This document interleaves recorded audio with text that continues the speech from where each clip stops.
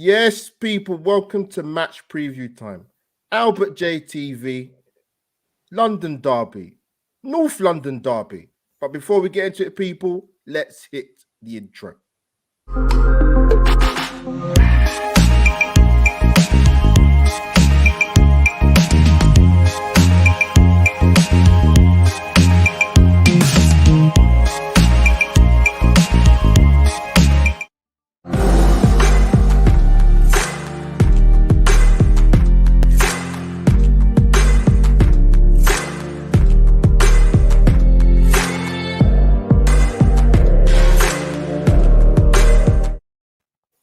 Yes, people, we are back again for match preview time.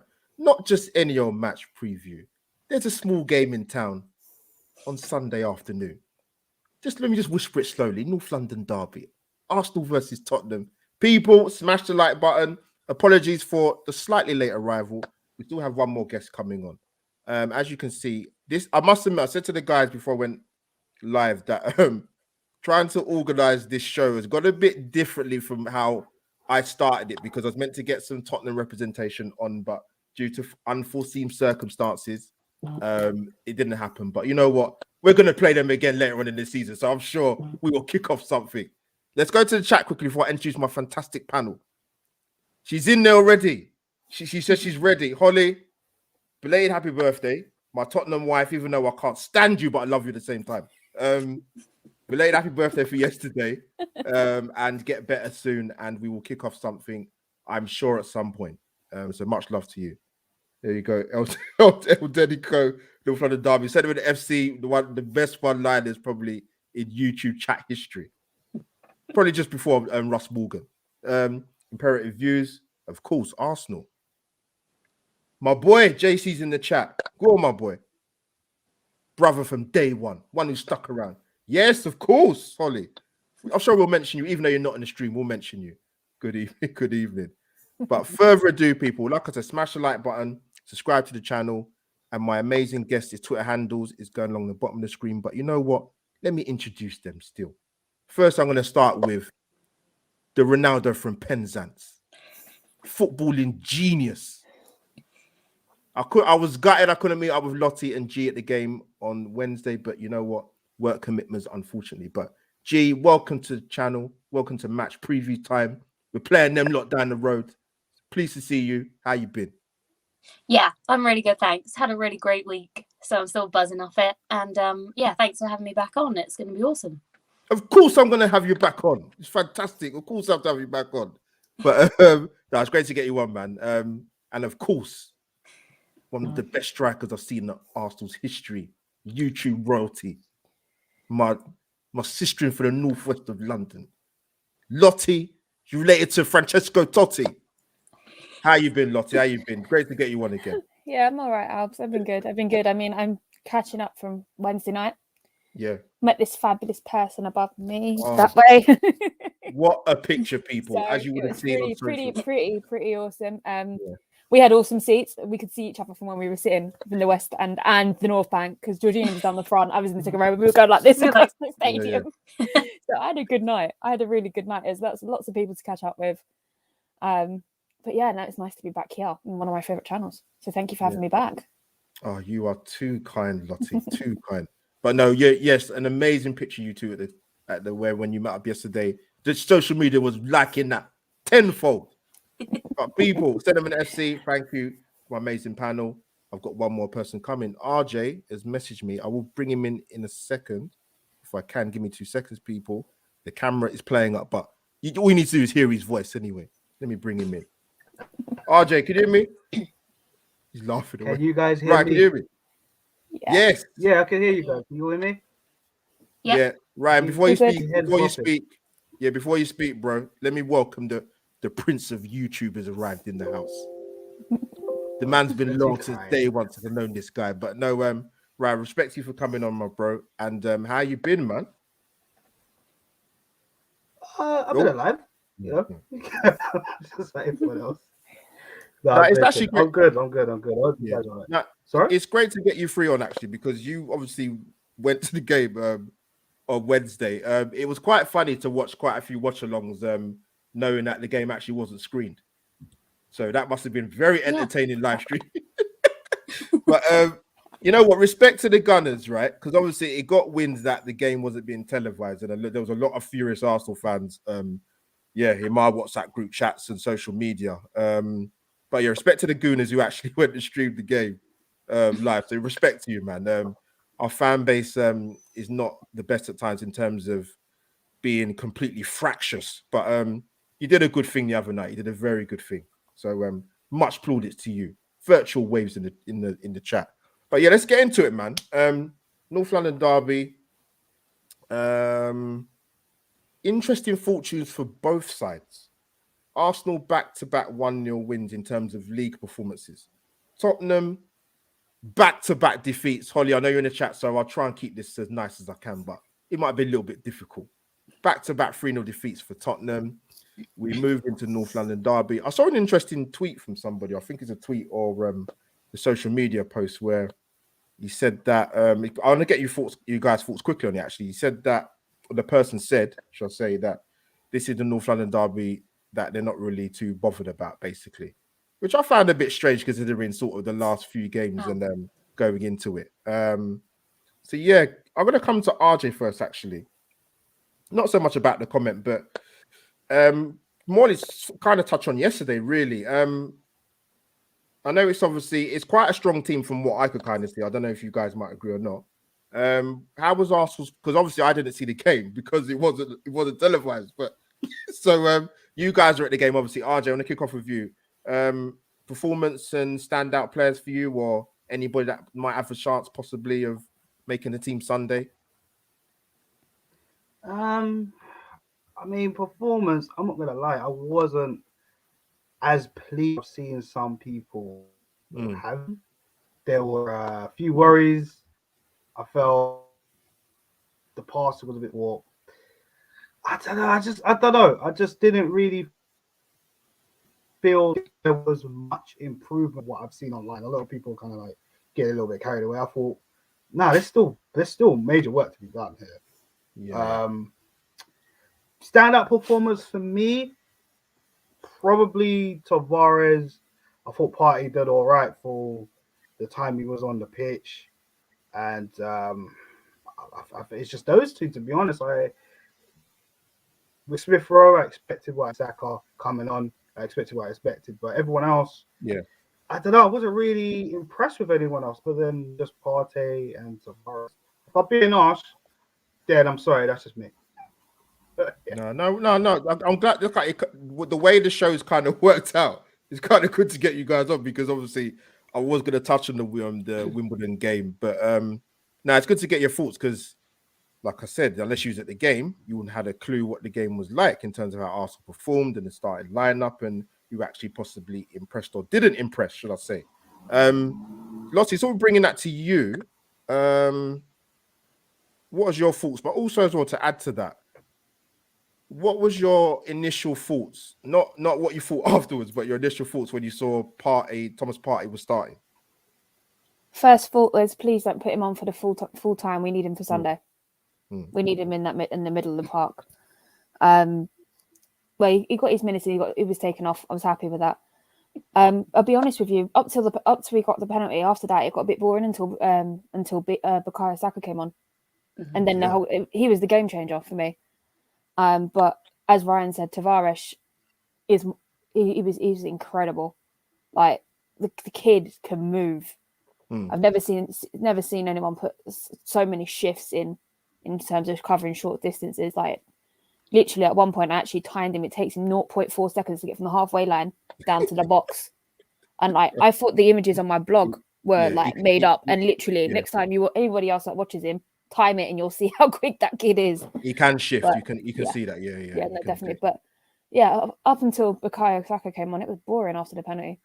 It was just wow. Been a bit flat for me. But the atmosphere was great, so I love being in the lower stands. I'm glad you touched on that. No, I'm glad you touched on the atmosphere because I was surprised actually how many people turned up. I get it that the tickets are a bit cheaper and whatever, but that doesn't necessarily mean that you're going to get a footfall of people going to the ground. But I don't know, I don't know what the capacity was, RJ, or people in the chat drop it in or if you know, but G, obviously you came down from the beautiful Penzance to come to watch the Arsenal versus Wimbledon. Met the amazing Lottie Van Totti, and yeah, what did you make of obviously you got into the ground okay? Because obviously I know some people had a few minor issues getting into the ground, but they were told to get there early. But that's another story. But yeah, what's your thoughts sort of the game and team lineup? And do you agree with the guys in terms of Tavares? And glad that Party got some minutes in these legs again. Yeah, I'm the same. It was flat. It was quite boring. I kind of found myself like watching it, but in my head I wasn't really watching it in a weird way. I think I was just trying to soak in everything else that was going on that day. But yeah, I mean, the lineup was a lot stronger than I thought. I thought playing Partey was actually quite a big risk. I get that he obviously needs a bit like some minutes, but then in my mind, if you need someone with some minutes, you'd put them on near the end, not the start, because there's still potential for him to maybe tweak his injury or, you know, have a dodgy tackle or whatever. So it was a huge risk. And luckily it finally paid off. And yeah, I mean, going into this game, we've got everyone fit. So we're lucky to come out of it. Yeah, the same as well. Tavares and I think Zambi, they were the best too until Saka came on and he completely just changed everything. I was really like happy to see him, so I could see him in the flesh and watch him. But in my mind, before the game, I was thinking he just needs this rest. He doesn't necessarily need to come on, but he did. Again, it's a few more minutes in his legs where he hasn't had the best of the start, so I was worried. But I mean, without him, we're technically still relying on him, aren't we? Like that game could have easily finished 1-0. Like I couldn't really see much else happening until he came on.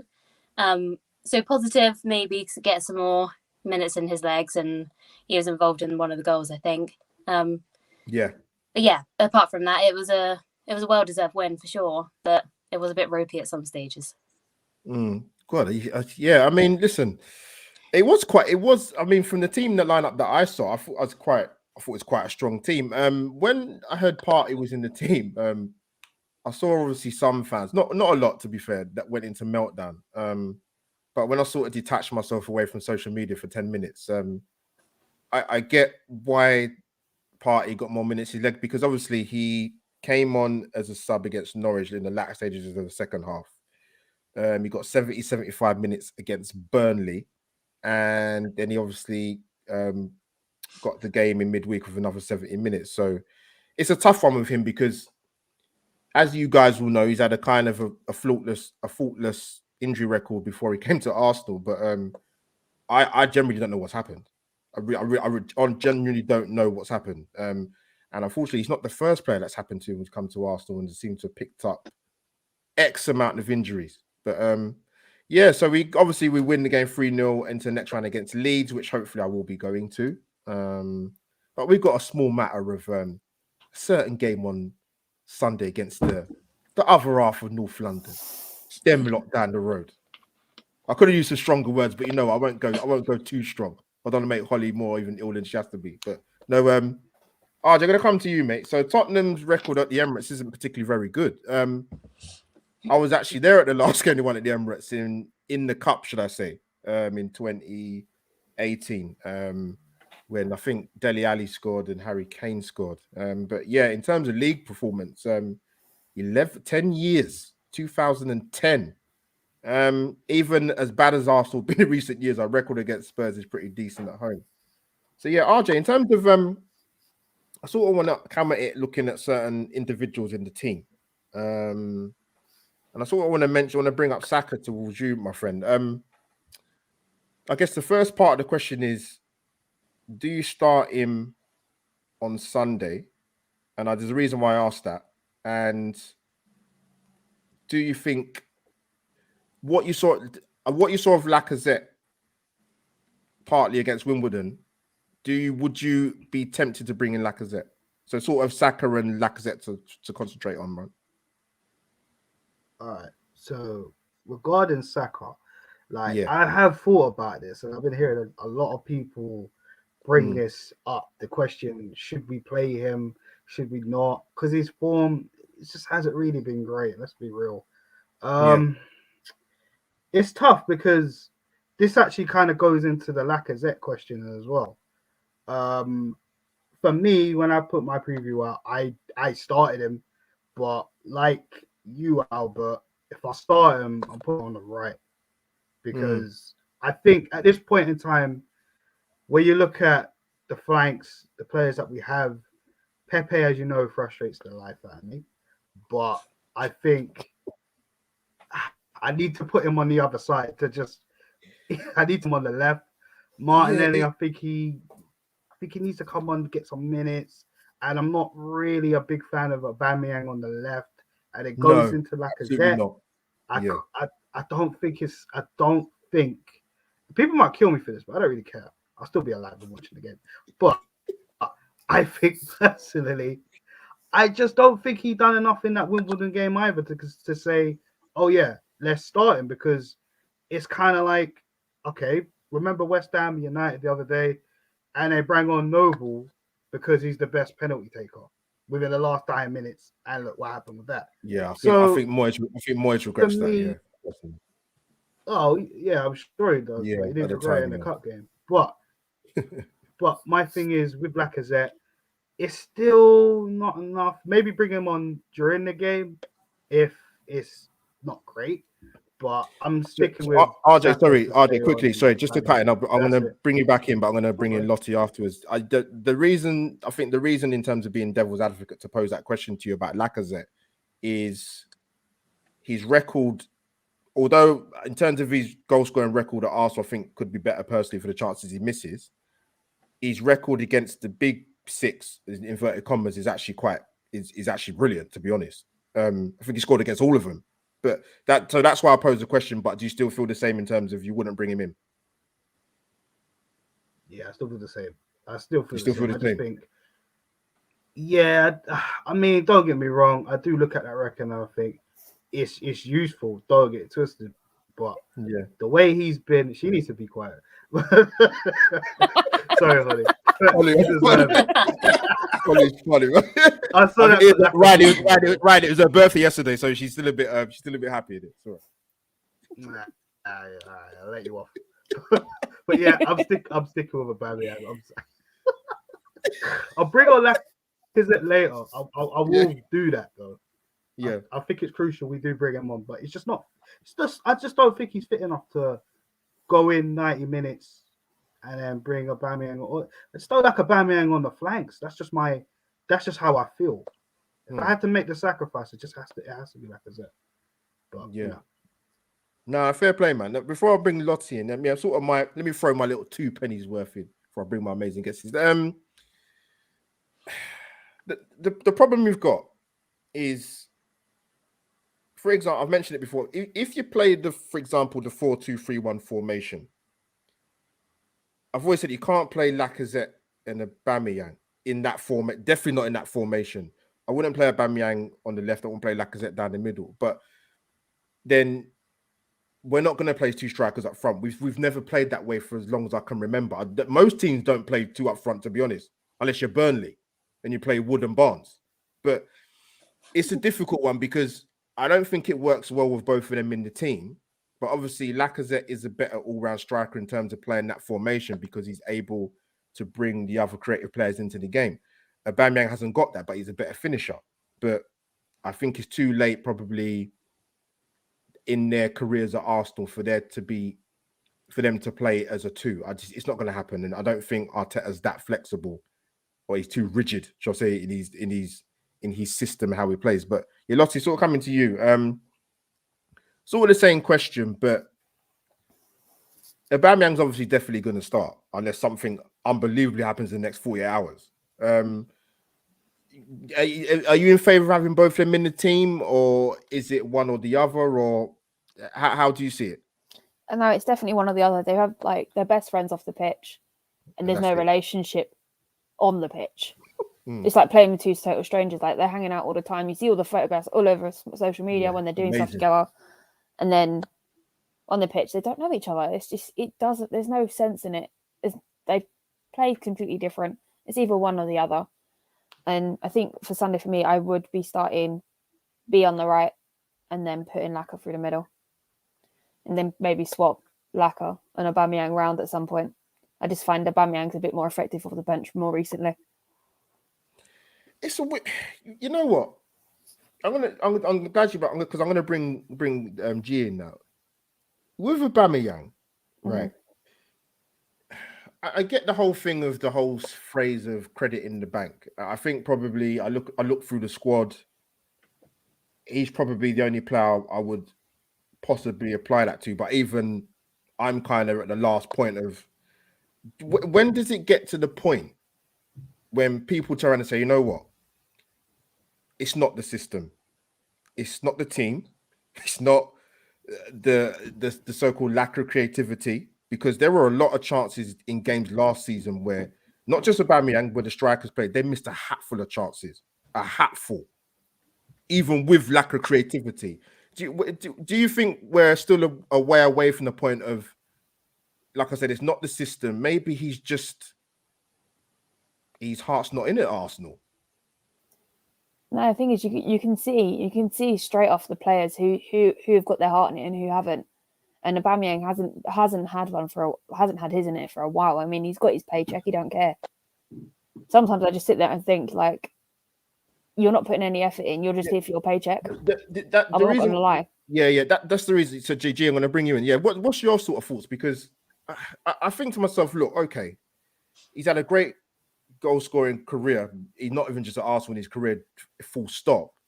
But for me, surely at some point, it gets to a point where you can't keep blaming the team. You have to look at him and say, well, not even so much because he's the captain. I did that. You know what? Even if he wasn't the captain, I'll still pose the same question to you. Are you at the point where you think, actually, you know what, Aubameyang, you know what? Maybe it is you. Maybe it's not just the team. Yeah, I mean, I think last year where he was played out on the left quite a lot, and that's just not. Yes, he does like to have that goal where he sort of cuts inside and away it goes. But you can't do that every week. And he was just always in like wrong positions. His body language was wrong. You know, he was either nowhere near or he absolutely would fluff the shot and then just look like, never mind. When for us, it's like, no, you should be really annoyed at yourself now. And that's, I know probably no one's going to agree with me, but that's the difference I see with like him and Lacazette is people speak so highly of Lacazette, you know, the youth, everyone around around him.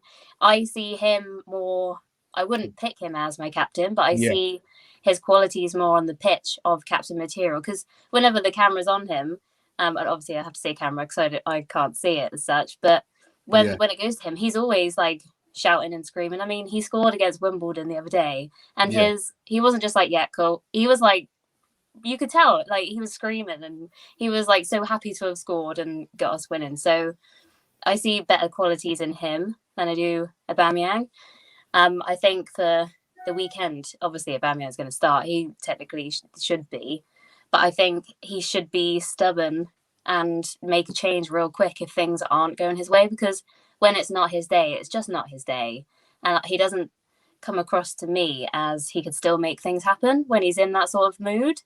You just think, well, he's literally non-existent if he's not scoring sometimes.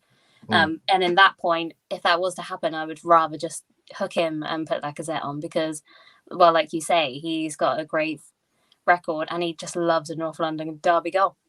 I mean, I'd rather have someone that has the potential to score a goal than someone that's maybe had a few shots here and there or been offside 4 or 5 times and is not in it. So, yeah, that's what I would say. But looking in the future as well, they're both over 30 years old. Yes, that's the problem. And that is a huge issue. You know, one's the captain and on high wage, over 30, and the other one, he's not a first team like starter, is he? No. And in some way, if they're both playing, then Eddie and Balogun basically just get left behind and expected to come on and just pull something off if things aren't going well between those two.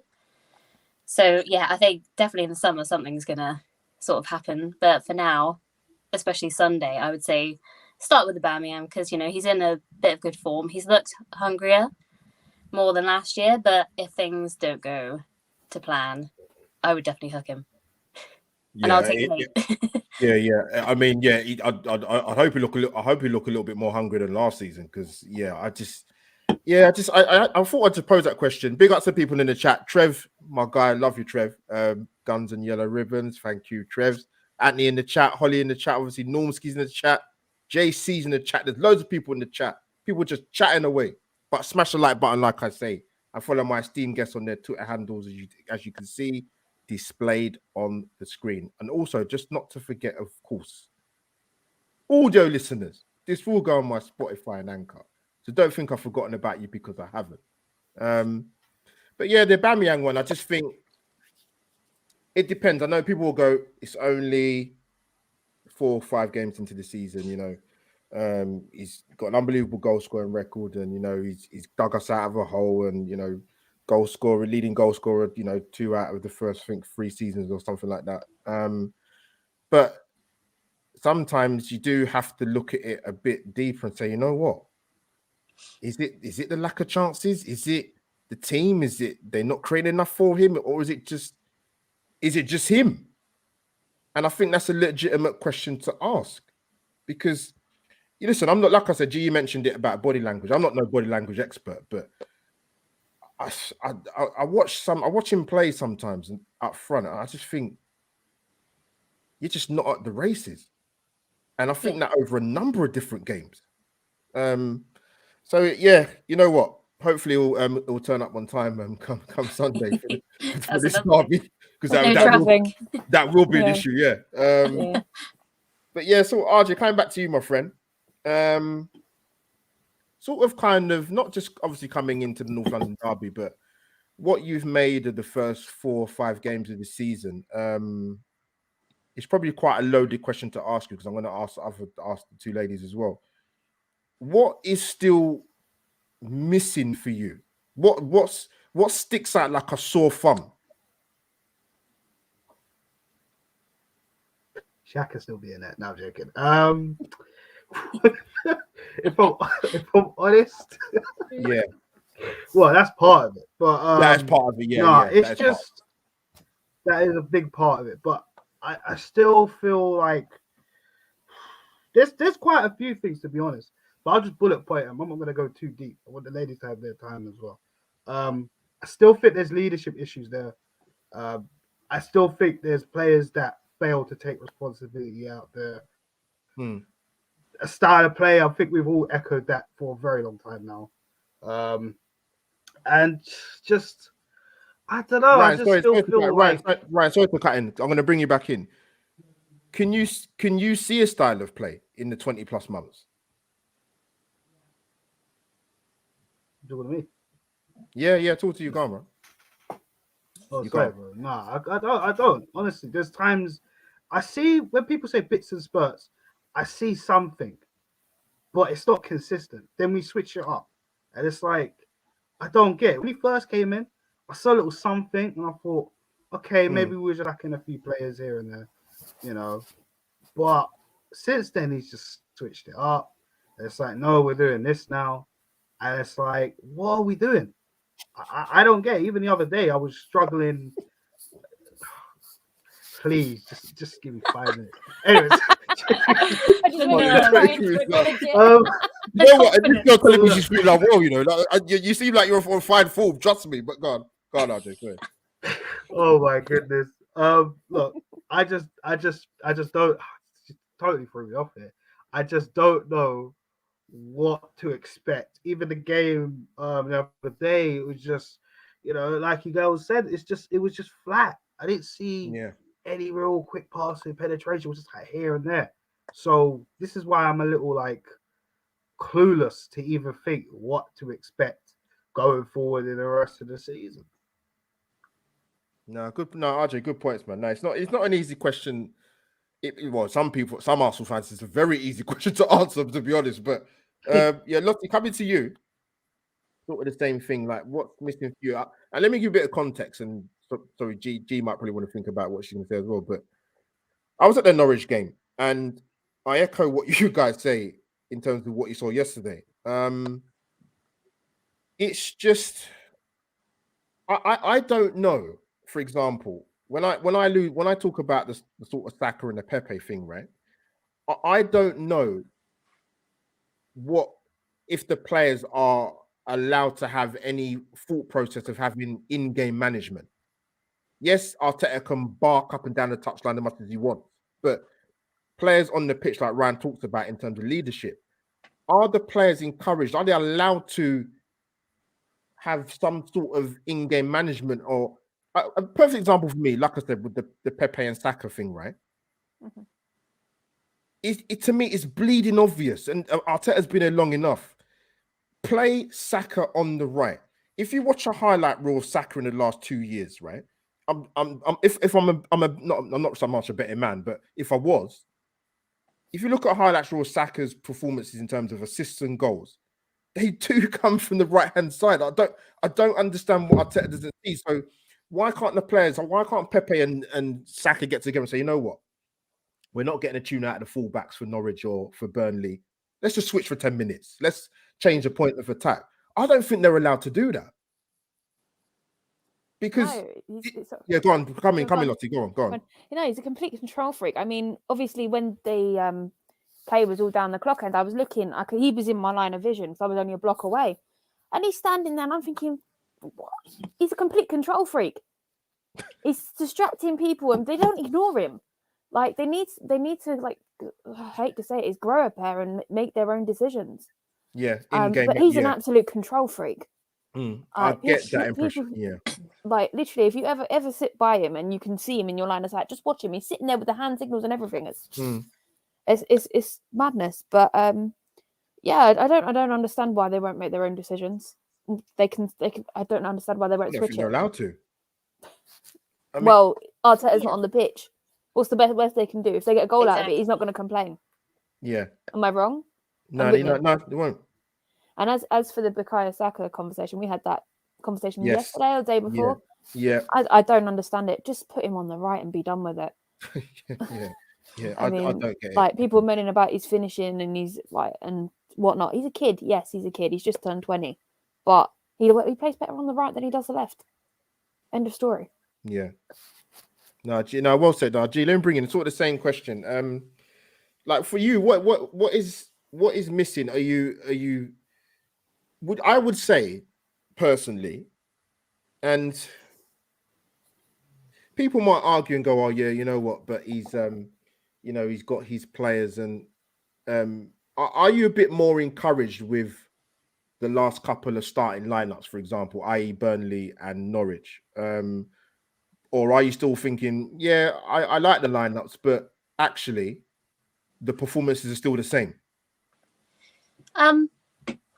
Yeah, pretty much. I mean, I gotta say, I do like the way that he is seems to be sticking with Ramsdale and actually like making Leno think about what he's doing with himself. Because it would be the easy option to just chuck Leno in, wouldn't it? Yeah. The lineup so far have been, I think they've pretty much been spot on. For obviously at the start they were a bit ropey, but I mean we had no choice. We didn't have people available. So I think now, as long as he doesn't keep making ridiculous changes out of nowhere, and just you've got to stick with your best if they're fit. Like no matter what you think is gonna, maybe a different team brings different like qualities and stuff. I think being consistent with your starting 11. That's the foundation. We changed, like, I think last year we didn't even have the same team once. I mean, I don't remember us having, we had injuries here and there, but I don't remember us having like real bad issues with injuries to warrant all those changes all the time. So that's what I would say on it. But going back to what you guys were saying then, I mean, I know I always go back to like myself because I play, but like our coach, the first thing he says to us is, it's all up to you when you step on the pitch. Like I can only do so much and train you, but when you're playing, I'm not in your, like, I'm not you. You have to just go and take what happens there. Like, I was playing centre mid the other day, and if things weren't working between us, we would just say that, oh, we'll switch. I'll go over that side, you go here, or we'll sit back. I mean, as a player, you have to take responsibility for what you're doing. You can't blame, in a way, you can't really blame him, because you should be able to read in yourself that maybe actually we're better switching wings, or this isn't working. Let's have a chat with each other when we can group together, have a quick chat. So I think we lack leadership so much that you can't just rely on Tierney being the one shouting it, because like Aubameyang up top's barely going to hear him, is he? So I think more people have to step up and take control of what's happening. So that's basically what I would just say on that. I think once you're on the pitch, unless Arteta puts his boots on, you can't really, in certain times, you can't really blame him for maybe certain people being in the wrong areas, or if things aren't working, then they have to take a stand. And so what if you get dropped the next game? Like, to me, I'd like, if I'm the one playing, and if, like Lottie said, if I scored, then it's going to pay off. Or if I make a mistake, then it's all of a sudden, my fault. But you can't be in control all the time, and you have to adapt to what's happening around you. So I think they have to take more responsibility as players, for sure. Yeah, no, great points, Lottie and G. Raj, I'm gonna come to you, but and then we're gonna move on to sort of the last couple of bits. But we've had this conversation in regards to there being more continuity and more relationships in the team, because I don't think that's been the case at Arsenal for a number of years. There's not enough combination play. I was on probably the strikers more than any other department of the team last season, even more than the creativity side of it, because I saw games where the strikers are just wasting chances. Not saying we would have got top four, but there's games that we could have turned points into victories, but we're just missing chances after chances. But what I wanted to put to you, RJ, is the continuity thing was an issue for me, because G's touched on it in terms of, I would love to know a stat of the amount of times Arteta picked a back-to-back 11, 3-4 games. People might talk about injuries, but we wasn't crippled like Liverpool last season. Liverpool had their entire back line out for the season, and the two midfielders to play as centre-backs in Fabinho and Henderson, and they still got top four. So we didn't have it. Yes, we had injuries. We didn't have it as bad as some other clubs. But yeah, RJ, like the continuity thing, sorry, to sort of pull it back, is yes, we need to have a settled 11. But one of the biggest issues for me was the defensive side of it. Having a settled back four or back five, including the goalkeeper. I don't think Arteta's got any excuses this season with that. There's no excuse to be changing up the centre-backs as much as you do. Give your goalkeeper a bit more of a settled pairing in front of him and with the fullbacks. So yeah, RJ, sort of coming to you, bro. Like, what's your sort of thoughts in terms of me talking about continuity and what you might want to see more of in the team? I agree with it 100%. I mean, if there's one thing I've always criticized, well, there's so many things I criticize about Arteta, but if it's one of the main issues sizing on for, is just having a consistent back line and a goalkeeper. Like, I've said it for long. You guys know what I say about Leonard all the time. I don't trust him. I don't even think the defenders last season or even these new players, I don't think they trust him either. Like, it takes too long on the ball, and etc. With Ramsdale, at least they feel comfortable with him. And because most of that back line, barring Tierney, are all relatively new here and getting to know each other, I think, please, Trev. I think, Trev, I think, like, taking the piss, yeah. It just Love Trev. It just helps, He's bought. So the thing is, he's got no excuses now. This is all the players he's bought in barring Tierney. Yeah, okay, exactly. Deal. Yeah, but all these players are his players. wow. There should be no excuse unless there's a major injury. There should be no excuse. This needs to be the back line going forward. They have to stick together. and then you know we could talk about the midfield and the forward line, but for me, the defense, which has been pretty much a pain for a very long time with us, you know, no consistency, goalkeepers, defenders, centre backs, wing backs, or whatever you want to call them, that is an issue. So I agree with you. That needs to what we got now with Tamiyasu, Ben White, Gabriel, Tierney, Ramsdale. That has to be it. That has to be it. I don't want to hear anything else. No, that is it.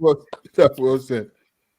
Maximus, I know how you doing, bro. Now you know what, Maximus. If you see my content last season, I was on our attacking play. Trust me on that. Because I'm not gonna listen. I'm not gonna, as much as I think Aubameyang's done great at Arsenal. I don't butt kiss players just for the sake of it. Our forward line, a lot of the time last season for me, they're lazy, don't finish their chances, and there's no fluidity when they play. And it almost was a case of it didn't matter who the three were, none of them work. So listen, we'll see what happens the rest of the season. But yeah, guys, so I want to sort of kind of get a couple more points in because I know Lottie's pushed for time because she's doing a double shift, triple shift, I think it is, or quadruple shift. I can't remember. Right, double shift. All right, I'll let you off. But no, what was I going to say now? So no, sort of, I want to sort of kind of touch on the team lineup and get your score predictions. Really, I'm going to get both teams up. Obviously, I'm going to concentrate more on Arsenal. G, I'm going to come to you. Do you think the team will be similar, or what changes would you make? Let me get it on screen now. Audio listeners, I'm getting an image of Arsenal's last starting lineup against Burnley. Do you think that would be the same team, G, or would you expect to see a couple of changes, or maybe formation-wise it might be different? Yeah, I would definitely not leave Partey in there on his own because I just don't think that Odegaard does that sort of role very well. I would maybe put it to a 4-2-3-1 myself, and I would have Sambi come back in. And as much as some people might hate me for it, I don't even want to say it. I would take out Smith Rowe for the time being until we're settled in the game for a start. And then potentially like a second half cameo to change things up a little bit. But yeah, especially in the Burnley game, I noticed that Partey actually dropped back into the back four quite often.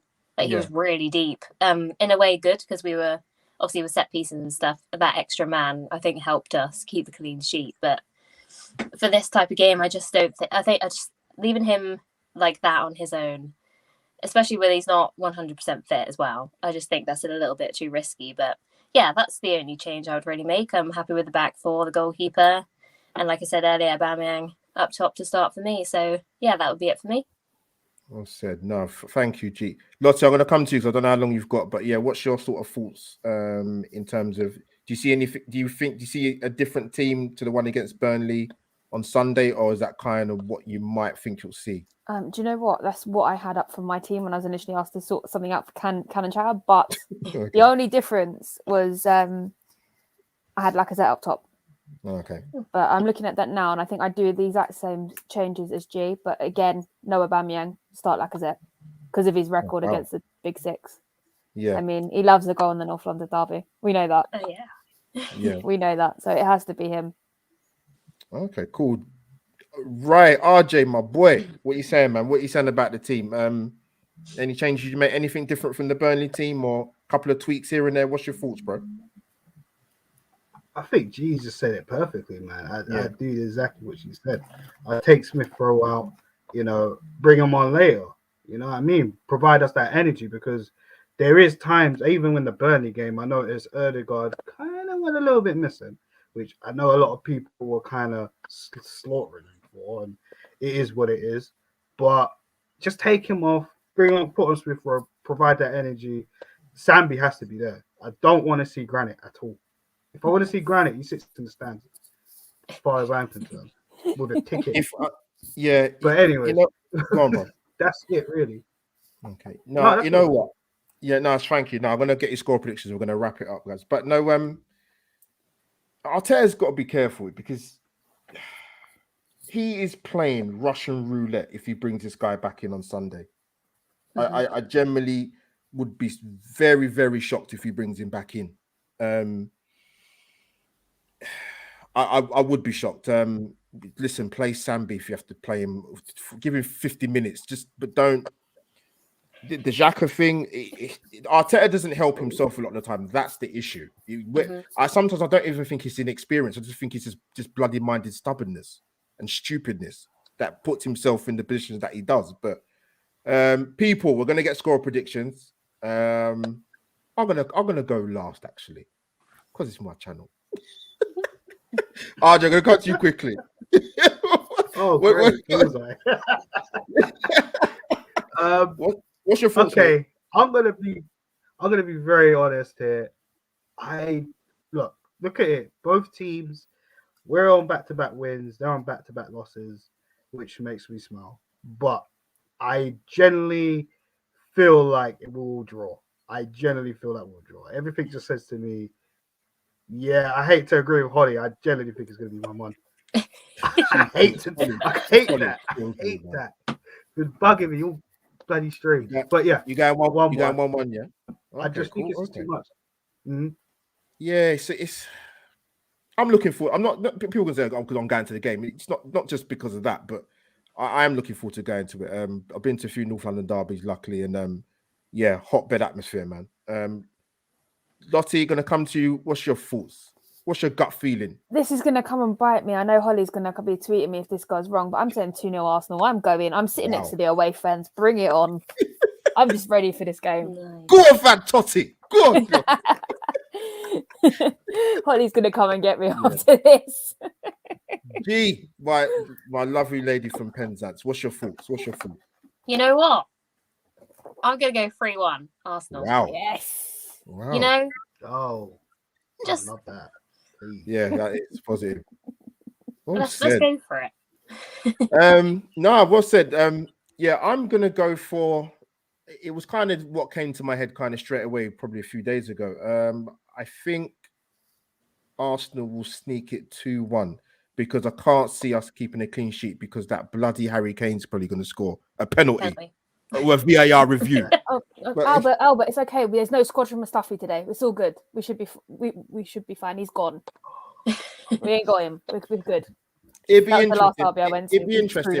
It'd be interesting because a lot of people kind of said in terms of Nuno kind of being a little bit similar to Mourinho in his style, but I guess it depends really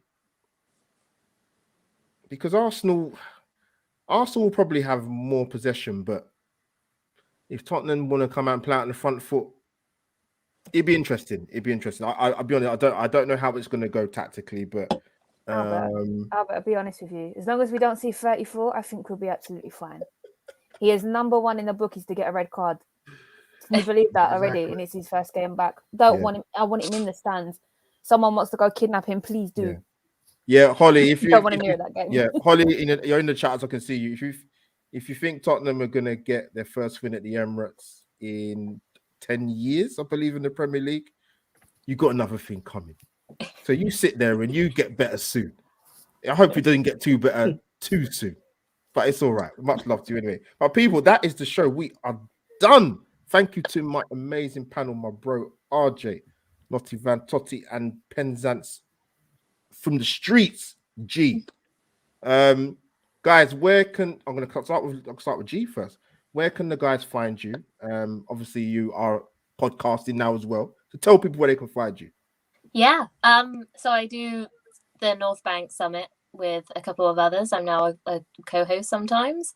So if you check on my Twitter, Little Trigger 2, you'll be able to see when the shows are popping up. So tune in if you can. And thanks for having me back.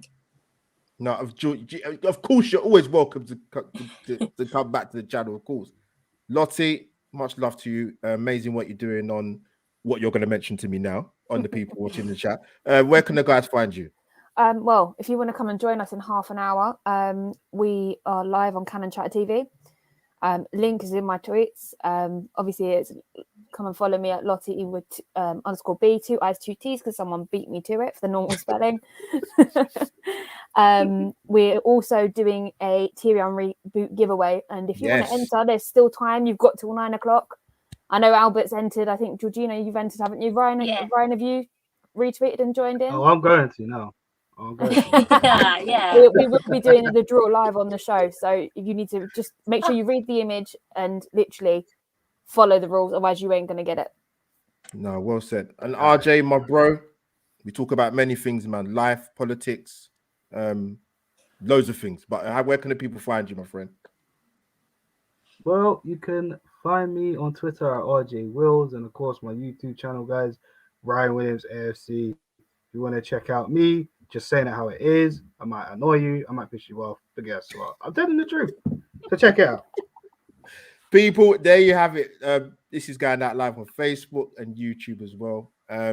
People, follow my esteemed guests on their channels and social medias. Love my people to pieces, man. Great supporters of the channel, and I just love them as people anyway, to be honest. Forget football. But no, people in the chat, respect for joining us. Apologies for read out your comments. If you don't know what to do by now, I'm going to give you a little bit of a reminder.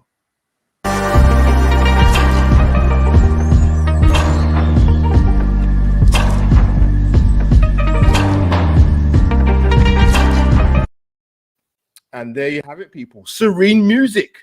My Twitter and Instagram is on the screen, as you can see, above the overlay on my head of my right shoulder and going along the bottom of the screen, people. But that is me, Albert JTV, over and out. Hashtag Albert JTV, hashtag match preview. North London Derby is around the corner. Come on, you Gunners.